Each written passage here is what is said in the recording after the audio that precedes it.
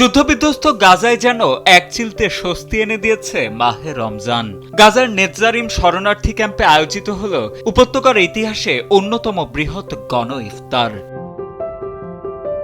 মিশরীয় কমিটির আয়োজনে 18 নম্বর ক্যাম্পে হয়ে গেল হাজারো বাস্তুচ্যুত ফিলিস্তিনির মিলন মেলা। দীর্ঘদিন তাঁবুর ভেতরে বন্দী থাকা মানুষগুলো মেতে উঠলেন ভ্রাতৃত্বের উৎসবে। সারিবদ্ধ দীর্ঘ টেবিলে ছোট বড় সবার মুখেই ছিল প্রশান্তির হাসি। আপনাদের রমজান মুবারক।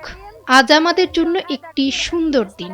যুদ্ধের সময় এই জায়গাটিতে প্রবেশ করা একদমই অসম্ভব ছিল। আমরা আল্লাহর কাছে প্রার্থনা করি এই গণ ইফতার যেন আমাদের মাঝে শান্তি ও কল্যাণ বয়ে আনে।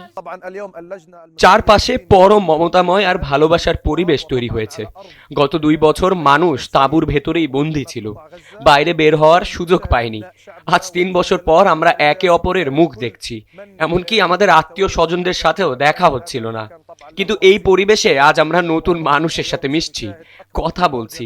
গাজা সিটি, বেত হানুন, রাফা কিংবা খান ইউনুস, সব জায়গার মানুষের সাথেই আজ আমাদের পরিচয় হচ্ছে। আয়োজকেরা জানান, গাজা একা নয়, এই বার্তা দিতেই শুরু হয়েছে 10 লক্ষ মানুষের ইফতার কর্মসূচি, যার মূল লক্ষ্য যুদ্ধের ভয়াবহতার মাঝেও ফিলিস্তিনিদের হৃদয়ে আশার আলো জাগিয়ে রাখা। নেতজারিম ক্যাম্পের প্রায় 500 একর এলাকা জুড়ে চলা এই আয়োজনে অংশ নেওয়া মানুষরা জানান, যুদ্ধের বিভীষিকা ভুলে স্বজন আর প্রতিবেশীদের সাথে ইফতার করতে পারা যেন এক চরম সৌভাগ্য। ইফতার শেষে ধর্মীয় সঙ্গীতের মূর্ছনায় পুরো এলাকায় তৈরি হয় এক আবেগঘন পরিবেশ। শত প্রতিকূলতার মাঝেও ফিলিস্তিনিদের অদম্য প্রাণশক্তি আর ঐক্যই ফুটে উঠেছে বিশাল এই আয়োজনে। সাজিদ আনিল, ডেস্ক রিপোর্ট, সময়ের আলো।